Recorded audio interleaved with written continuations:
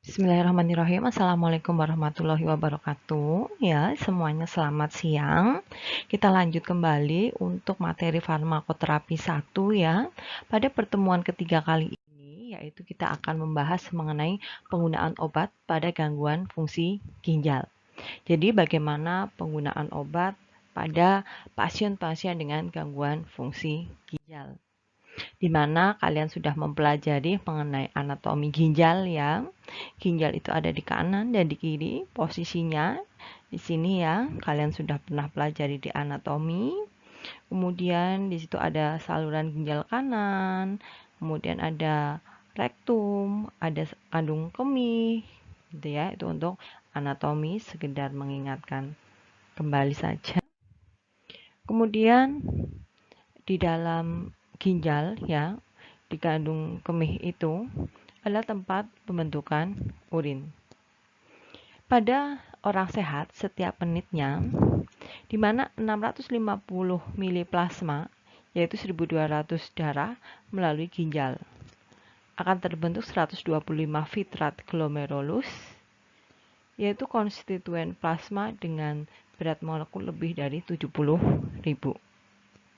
Hampir seluruh hasil akhir dari metabolisme akan diekskresi melalui glomerulus, kecuali kalium, urat, dan kreatinin ya. Kreatinin plasma kadar tinggi yaitu melalui tubulus. Tubulus ginjal akan memelihara air dan juga konstituen-konstituen yang larut melalui reabsorpsi dengan menggunakan transport aktif dan pasif, yaitu pada filtrasi glomerulus disebutnya. Glukosa, protein, dan asam amino, serta sebagian besar air dan ion-ion ini akan melalui tubulus proksimal. Kemudian sisa air, ion-ion, pengasaman urin, pembentukan amonia akan melalui tubulus distal. Urin yang disekresi terakhir sama sekali berbeda dengan yang disebut dengan filtrat glomerulus. Kerja tubulus ginjal. Untuk kerja tubulus ginjal sendiri, yang pertama adalah glukosa dalam filtrat si glomerulus tereabsorpsi sempurna oleh si tubulus. Kemudian, urea berdifusi kembali dari tubulus ke dalam plasma sampai pada suatu tingkat tertentu. Yang ketiga, cara kerja tubulus ginjal, inulin dalam plasma setelah diekskresi ke dalam filtrat glomerulus, yaitu melalui tubulus tanpa mengalami sekresi atau reabsorpsi. Kemudian, P-aminofurat diekskresi tubulus sama dengan filtrasi di glomerulus dan plasma ginjal, sebenarnya yang dibersihkan pada saat melalui unit nefron. Kemudian kita akan melihat apa sih fungsi ginjal. Fungsi ginjal adalah mempertahankan milieu dan milieu interior, yaitu untuk mengubah kecepatan ekskresi. Kemudian fungsi lainnya adalah aparatus juxtaglomerulus akan menghasilkan enzim renin yang bekerja pada angiotensinogen plasma, akan membentuk zat vasokonstriktor angiotensin, dan terjadi stimulator aldosteron. Fungsi lainnya, dia akan menghasilkan rangsangan spesifik produksi eritrosit dan eritropoietin dan mengubah 25 hidroksikoleksalsilferol menjadi 1,25 dihidroksikoleksalsilferol. Kemudian, tubulus akan menghasilkan amonia dari glutamin dan asam-asam amino bebas serta ion-ion hidrogen dari asam karbonat untuk pertukaran dengan natrium. Itu tadi fungsi dari ginjal. Kemudian kerusakan ginjal dan fungsi ginjal. Pertama, pada bagian glomerulus. Ya. Di ginjal ada bagian glomerulus. Jika mengalami kerusakan, akan terjadi penurunan filtrasi. Kerusakan glomerulus ini yaitu pada gangguan pada tahap pre-renal, di mana hemokonsentrasi, penurunan tekanan arteri perifer, dan bendungan vena ginjal. Yang kedua, terjadi obstruksi pasca renal. Dan akibat dari penurunan laju filtrasi, akan terjadi sekresi produk-produk nitrogen atau azotemia. Kemudian retensi air, fosfat, kalium, dan kecenderungan kehilangan natrium, asidosis, serta penurunan dari nilai clearance. Juga akan terjadi oligouri, proteinuri ringan, serta hematuria. Itu adalah kerusakan pada bagian glomerulus. Kemudian, jika terjadi kerusakan pada bagian tubulus.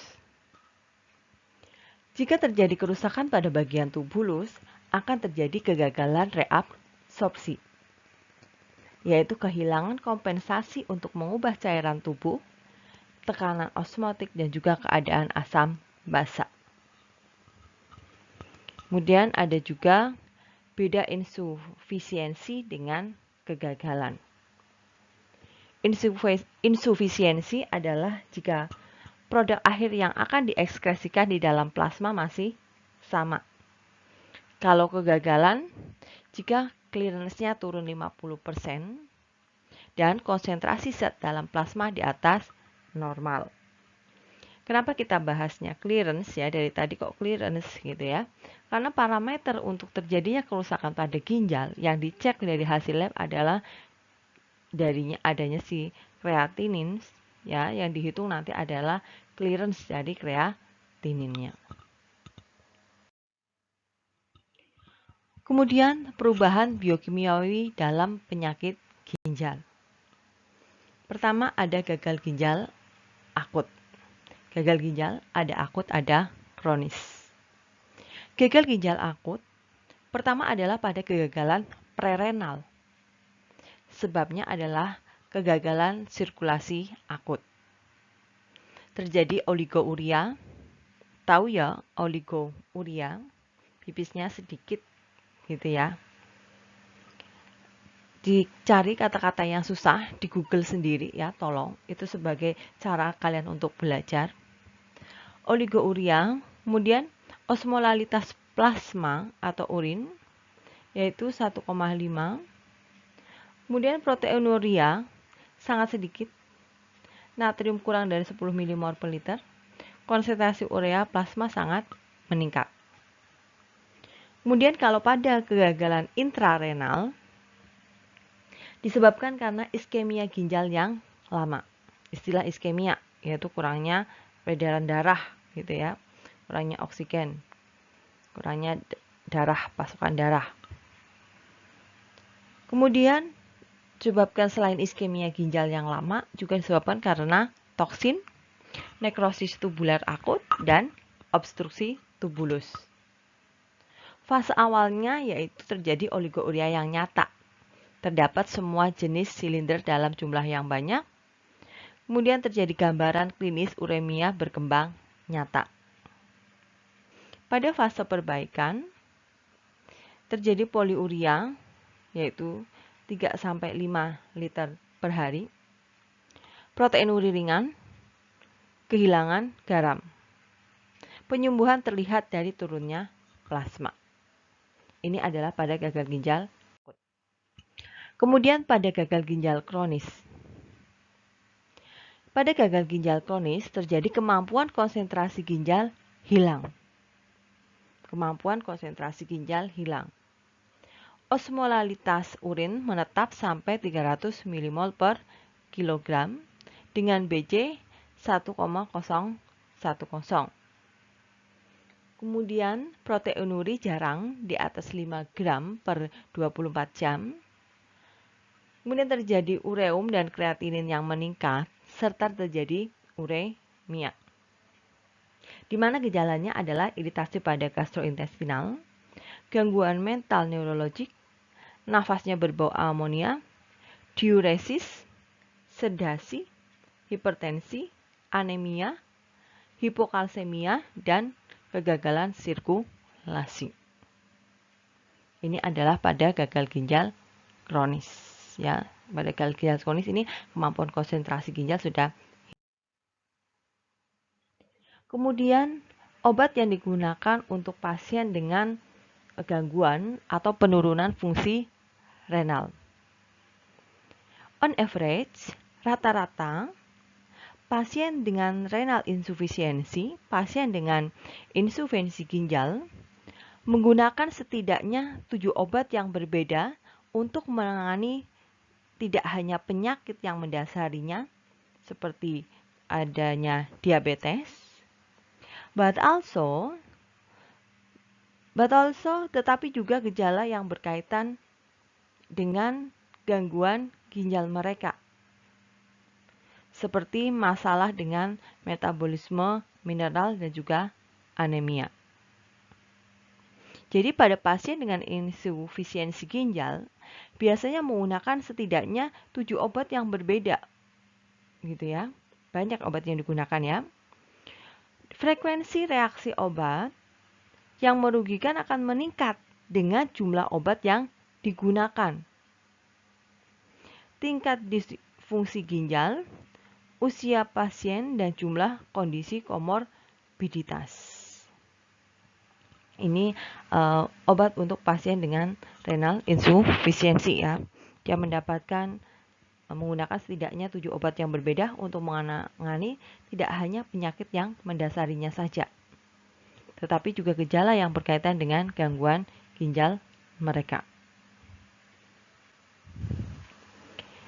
Kemudian efek dari chronic disease ya, chronic kidney disease ya, penyakit gagal ginjal kronik pada farmakokinetika obatnya.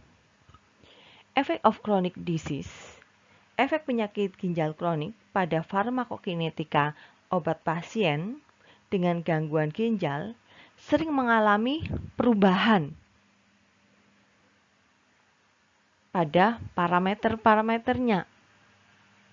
Jadi pada parameter farmakokinetik yaitu sering mengalami perubahan, yaitu pada tahap absorpsi, distribusi, metabolisme, dan juga eliminasi. Pertama, efek pada absorpsi. Effect on absorption, ya, for medication that are best absorbed in an acidic environment. Efek pada penyerapan untuk obat-obat yang paling baik ini diserap dalam lingkungan yang asam. Pelarutan dan ionisasi obat sering dikurangi dengan peningkatan pH lambung, sehingga akan mengurangi ketersediaan hayati. Contohnya, termasuknya dalam ini adalah penggunaan furosemid, ketoconazole, dan ferrosulfat, Fe. Jadi, efek pada penyerapan untuk obat-obat yang paling baik ini adalah pada acidic environment. Tetapi, pelarutan dan ionisasi obat sering dikurangi dengan peningkatan pH lambung. Ini efek on absorption. Kemudian, conversely, ya, sebaliknya, telah ditujukan bahwa pemberian magnesium hidroksida dan juga natrium bikarbonat ini dapat meningkatkan penyerapan beberapa molekul asam lemah seperti ibuprofen, glibisid, gliburid, dan juga tolbutamid dengan meningkatkan kelarutan air dan penyerapan selanjutnya. Kemudian, pada konsumsi antasida yang mengandung kation, misalnya kalium, magnesium, aluminium hidroksida, natrium polistiren sulfanat, dan besi, dapat mengurangi penyerapan obat karena terjadi chelation dengan obat lain, menghasilkan pembentukan senyawa yang tidak larut. Kemudian, fluoroquinolone dan juga tetrasiklin adalah dua kelas obat yang sangat rentan terhadap pembentukan helat pada pasien dengan insufisiensi ginjal. Jadi, contohnya tadi, konsumsi antasida yang mengandung kation dapat mengurangi penyerapan obat karena terjadi chelation dengan obat yang lain. Jadi hati-hati mengkonsumsi antasida dengan obat yang lain. Begitu juga penggunaan fluoroquinolone dan juga tetrasiklin. Untuk selanjutnya, ini terjadinya eliminasi, yaitu penghapusan banyak obat. Is the burden on? Tergantung pada filtrasi ginjal, sekresi, dan juga reabsorpsi. Glomerular filtration, filtrasi glomerulus, terganggu oleh penyakit ginjal atau aging, penuaan. Pembersihan obat yang dihilangkan, terutama oleh mekanisme ini, akan berkurang, dan ini harus dipertimbangkan ketika obat diresepkan untuk pasien dengan gangguan fungsi renal. Jadi, pembersihan obat yang dihilangkan, terutama oleh mekanisme ini, akan berkurang. Jadi harus dipertimbangkan ketika memberikan resep untuk pasien dengan gangguan fungsi ginjal. Kemudian efek pada distribusi. Efek pada distribusi, perubahan yang diinduksi oleh pasien CKD, chronic kidney disease, pada pengikatan protein dikaitkan dengan banyak implikasi klinis. Medication that are acidic, ya, pengobatan ya dengan asam gitu ya, obat-obat yang dia bersifat asam seperti barbiturat, cefalosporin, furosemid, salicilat, valproat, dan warfarin are most severely affected by reduced protein binding. Dia akan lebih memberikan efek yang parah, yaitu dengan mengurangi ikatan protein. Obat asam terikat dengan albumin, konsentrasi plasma yang sering menurun pada pasien uremik. Kemudian, hipoalbuminemia dan perubahan protein plasma yang mengikat karena persaingan untuk mengikat situs oleh obat lain, metabolit, dan mengakumulasi zat endogen dapat menggantikan obat dari situs pengikatan protein plasma yang mengarah ke peningkatan kadar konsentrasi bebas obat. Sebaliknya, obat alkalin seperti propranolol, morfin, oxazepam, vancomycin mengikat terutama protein plasma non-albumin seperti glikoprotein. Glikoprotein A1 asam adalah protein fase akut yang konsentrasi plasmanya sering meningkat pada disfungsi ginjal. Untuk alasan ini, konsentrasi obat alkalin pada pasien CKD gagal ginjal kronik dapat dikurangi, misalnya penggunaan propranolol. Selanjutnya, untuk sebagian besar obat, perubahan pengikatan jaringan mungkin tidak relevan. Pengecualian utama adalah dikoksin. Dikoksin berkurang setengahnya pada pasien dengan CKD stadium 5. Pengurangan volume distribusi ini menghasilkan peningkatan konsentrasi dikoksin serum jika dosis pemuatan tidak dikurangi. Jadi peningkatan dikoksin di dalam serum. Perubahan yang diinduksi CKD dalam komposisi tubuh seperti peningkatan air tubuh total dan jaringan adiposa dan penurunan massa otot dapat memiliki efek yang mendalam pada obat hidrofilik seperti pravastatin, fluvastatin, morfin, dan juga kodein.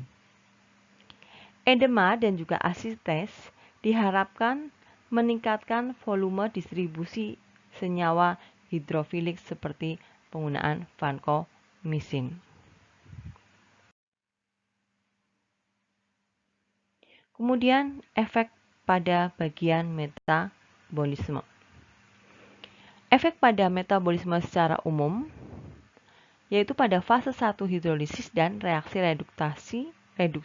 reduksi diperlambat pada CKD. Reaksi metabolik 2 juga dipengaruhi oleh disfungsi ginjal, asetilasi, misalnya pada penggunaan hidralasin, isoniazid, kemudian pada glukuronidasin, ya contohnya adalah acetaminophen, morfin, oxazepam, naproxen, kemudian sulfasi pada penggunaan acetaminophen, dopamin, albuterol, dan metilasi pada dobutamin, dopamin, kemudian 6-merkaptopurin, semuanya diperlambat pada pasien CKD. Reaksi metabolisme fase 1 dan fase 2, kalian sudah pelajari ini kan, sistem metabolisme ada fase 1, fase 2, ini ada di farmakologi dasar. Reaksi metabolisme fase 1 dan 2 yang lambat menghasilkan peningkatan konsentrasi obat serum. Kemudian, efek pada eliminasi. Efek pada eliminasi ekskresi obat-obatan ginjal ini tergantung pada tingkat filtrasi dari glomerulus, sekresi tubular ginjal, dan juga reabsorpsi. Eliminasi glomerulus obat tergantung pada beberapa faktor, termasuk berat molekul dan juga pengikatan protein. Dalam CKD, eliminasi obat dengan filtrasi glomerulus menurun, menghasilkan waktu paruh eliminasi obat bebas yang berkepanjangan. Clearance sistemik obat terutama dibersihkan oleh ginjal menurun pada pasien dengan CKD, dan penggunaan klinis pedoman penyelesaian dosis ginjal dan rekomendasi untuk obat-obatan ini adalah umum. Selanjutnya, meskipun pengikatan protein menurunkan filtrasi glomerulus dari beberapa obat, sekresi tubular ginjal dari obat-obat ini dapat ditingkatkan. Obat-obat yang sangat terikat dengan protein secara aktif diekskresikan ke dalam tubulus proksimal yang berbelit, memastikan bahwa mereka diekskresikan. Namun, pada kondisi CKD, sekresi obat yang dihilangkan oleh sistem transportasi ini akan berkurang. Faktor lain yang mempengaruhi sekresi tubular aktif dari obat adalah bahwa ini adalah suatu proses yang diperantarai oleh transportasi. Dengan tingkat obat yang lebih tinggi, sekresi pencapai batas yang mengarah ke peningkatan paruh eliminasi. Juga, persaingan antara obat untuk sekresi dapat mengurangi ekskresi mereka.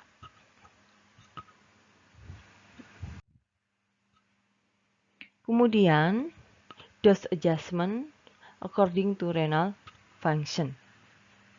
Penyesuaian dosis pada gangguan renal. Fungsi ginjal yang adekuat penting untuk menghindari toksisitas. Kemudian pemberian obat yang tepat untuk pasien dengan gangguan ginjal dapat memaksimalkan efikasi terapeutik dan meminimalkan toksisitas. Jadi pilihlah obat-obat yang memaksimalkan efikasi terapeutik dan meminimalkan toksisitas. Ini harus ada penyesuaian dosis ya. Dosis yang tepat juga dapat memiliki ekonomi pada sistem kesehatan. Penyesuaian dosis dapat menyebabkan penghindaran biaya yang terkait dengan toksisitas terkait obat dan penghematan biaya dalam hal biaya obat. Kemudian, alasan utama untuk penyesuaian dosis yang tidak tepat adalah meremehkan potensi konsekuensi yang merugikan. Kemudian selanjutnya adalah stepwise, yaitu pendekatan bertahap untuk penyesuaian drug dose, ya, dosis obat for pasien with renal impairment. Jadi pendekatan bertahap untuk penyesuaian dosis obat pada pasien dengan gangguan fungsi ginjal, yaitu yang pertama harus memiliki penilaian awal yang rinci. Misal, obat sebelumnya yang digunakan apa? Ada alergi atau tidak? Obat-obatan saat ini yang digunakan termasuk obat OTC, yaitu obat mungkin dibeli sendiri di warung. Berat badan pasien, tinggi badan, data lab ya untuk parameter fungsi ginjalnya, dan lain-lainnya. Kemudian mengevaluasi tingkat kerusakan ginjal, yaitu dengan menghitung nilai GFR, menggunakan untuk menentukan tahap CKD. Kemudian tinjau daftar obat untuk memastikan bahwa semua obat memiliki indikasi yang spesifik. Mengevaluasi potensi terjadinya interaksi obat dan interaksi obat yang merugikan. Ini adalah pendekatan bertahap untuk penyesuaian obat pada pasien gangguan fungsi ginjal. Kemudian, pilihlah obat yang tidak memiliki efek nefrotoksis atau nefrotoksisitasnya minimal. Pilih dosis pembebanan. Biasanya sama seperti pada pasien dengan fungsi ginjal normal. Pilih regimen perawatan. Buat penyesuaian dosis berdasarkan klirensi pasien masing-masing jika diperlukan. Karena pada gangguan fungsi ginjal ya, obat yang akan diberikan itu berbeda pada pasien normal biasanya. Adanya penyesuaian dosis yang bisa disesuaikan dengan clearance masing-masing pasien. Kemudian tingkat obat yang dipantau. Jika pemantauan tingkat obat tersedia untuk memandu terapi harus dilakukan. Misalkan pada penggunaan dikoksin, aminoglikosida, dosis obat tertentu yang mungkin dititrasi berdasarkan respon farmakodinamik. Contohnya adalah obat antihipertensi. Jadi ini yang bisa saya sampaikan pada materi mengenai penggunaan obat pada gangguan fungsi ginjal.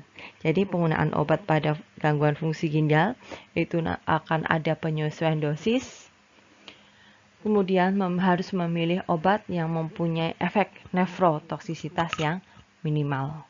Terima kasih, pada pertemuan kali ini saya cukupkan ya. Wassalamualaikum warahmatullahi wabarakatuh.